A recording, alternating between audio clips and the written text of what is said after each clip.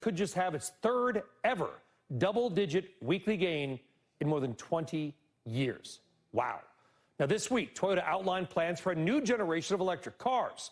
And while many other automakers are crowing about 300 or 400-mile range, Toyota says, hold my beer, and says that in a few years, its cars could get more than 600 miles on a fast charge. Now, that got our interest. Toyota also is working on so-called solid-state batteries, like other people are, by the way, that in a few years could be another dagger in the heart of the piston engine.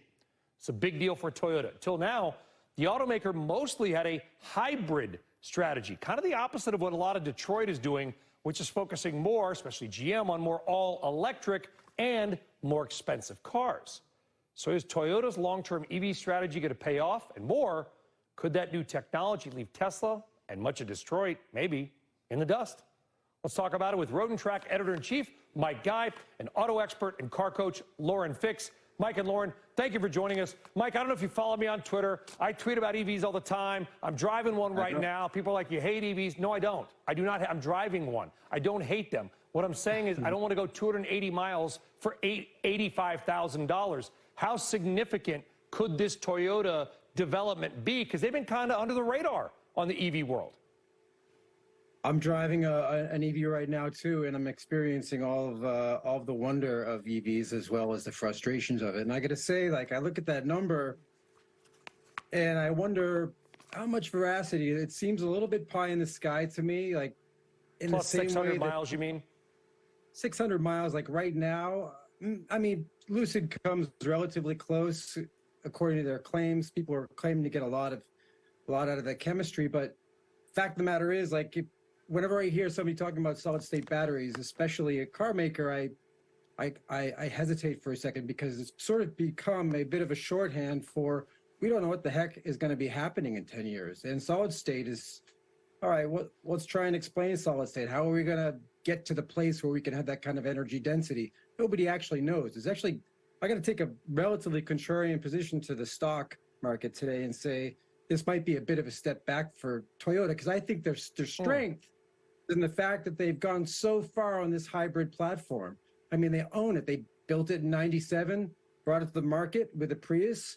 And, you know, it's the first time since World War II or OEM, I get it, it's a hard, confusing time, since OEMs, since manufacturers don't know what they're going to be building in 10 years. Lauren, I've got, I've got friends that got a little extra cash. I live in a liberal area. Yeah. Everybody I know has got an EV. Yeah. I know a lot of guys that have given them back. Well, I know a lot of guys that have given them back. You know, they love the acceleration, but they're like, you don't got to get a Tahoe. I've never met anybody. I've never met anybody who's given back a Prius. Everybody I know with a Prius loves it. There's an because of the fact that you get the hybrid. And then Mike, I want to get your comment. Yeah. Yeah, because once you have the hybrid technology, you get the phenomenal fuel economy, 52, 54 miles per gallon. You can get a plug-in Prius if you want and still get that additional drive-on electricity if you want and great fuel economy. Right now, gas prices are not through the roof like they were. They could go back. But there are a lot of people that got electric vehicles, and it's not the vehicles. The vehicles are great. It's the charging infrastructure, which is the problem.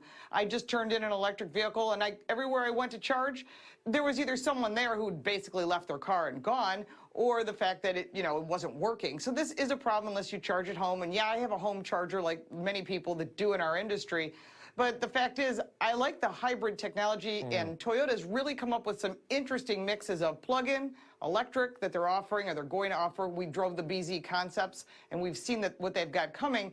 But in addition to that, they still offer gas. They still offer other vehicles, but they're planning on doing hydrogen as well. So having a broad range of options for customers, depending upon where you live, makes sense. Where I live, there's no infrastructure. There's no fast charging at all. There is outside of my garage, and today I charged for 45 minutes, and it added 13 miles. I got 4.5 kilowatt hour now. It was one of these charge point long-term things, but I was like, womp, womp. You know, here's my issue. Here's my issue, Mike, is that people are saying, oh, you don't like this, you don't like that. You know what I like? I like Detroit. I like my friends who live in Detroit. I like my friends whose dad worked on the line for Ford and GM. And I worry about Detroit. I worry about some of these all-in strategies where if I'm presenting you a product that's $80,000 that goes 150 miles towing a jet ski okay? And Toyota's coming out with a Tundra instead. That'll go 500 miles on a tank of gas. You stop for 7 minutes to go to the bathroom. I worry about Detroit. I'm not worried about EVs. I'm worried about jobs. I'm with you to a degree. I think Jim Farley's a smart dude at Ford.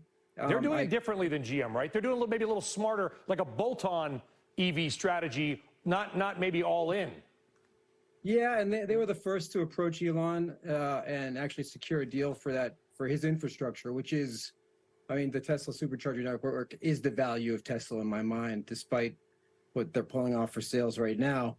But at the end of the day, like Toyota, Ford, GM, they're smart. There's a lot of smart people there. I think Toyota particularly is really smart. What I'm seeing with Toyota right now, today, with the stock move today, and with these bold claims about solid state technology, you know, they've been making these claims for years. It was 2021, 2022, now it's 2028.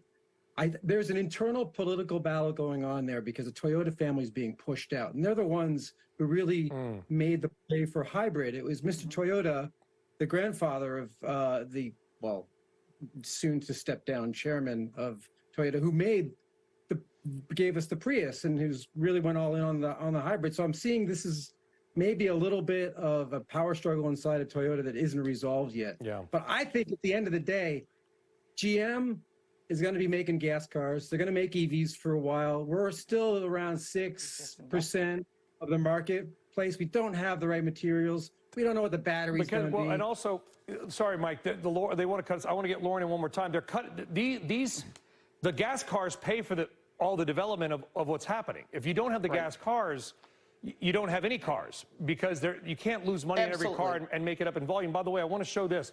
Elon Musk, and is this new, guys? Did Elon just tweet this out? I don't know. That was yesterday. Okay.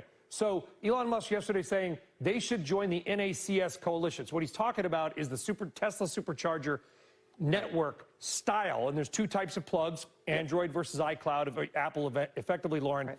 And GM and Ford doing it. If Toyota does join the Tesla standard, is that game over for the other standard? I mean, is every other car company, Kia, Hyundai, Ferrari, are they going to have to go to that standard, Tesla?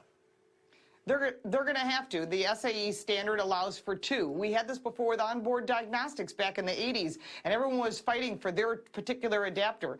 Well, Tesla was smart. He sat down with Jim Farley, and Jim is a very wise person, and he realized that partnering in with Elon Musk was the smartest thing he could do when it came to the infrastructure, because it also opened up that infrastructure for the Mach-E and the Lightning trucks to have another place to charge, because Teslas can charge anywhere.